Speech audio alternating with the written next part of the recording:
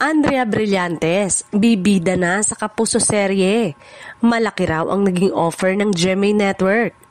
Mainit na balita ngayon sa showbiz world ang di umano'y nalalapit na paglipat ni Andrea Brillantes sa GMA Network para sa isang major Kapuso primetime series.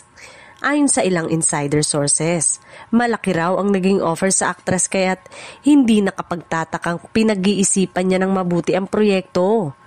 Matapos ang matagumpay na mga serye sa ABS-CBN tulad ng Kadenang Ginto, Senior High at iba pa, tila bagong yugto naman ang karera ang naghihintay kay Blythe kung sakaling tuluyan niyang tanggapin ang Kapuso Project.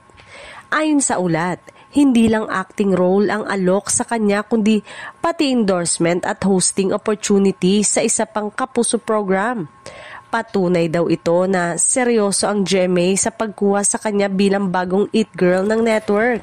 Gayunpaman, wala pang kumpirmasyon mula sa kampo ni Andrea o ng GMA Network. Nananatiling tahimik din ang ABS-CBN management tungkol sa usap-usapang ito.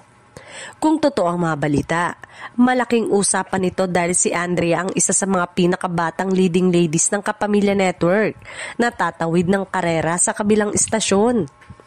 Tanong ng marami, may connection kaya ito noon sa nangyayaring issue sa pagitan nila ng kapamilya actress na si Catherine Bernardo? May sama ng loob kaya si Andrea sa Kapamilya Network?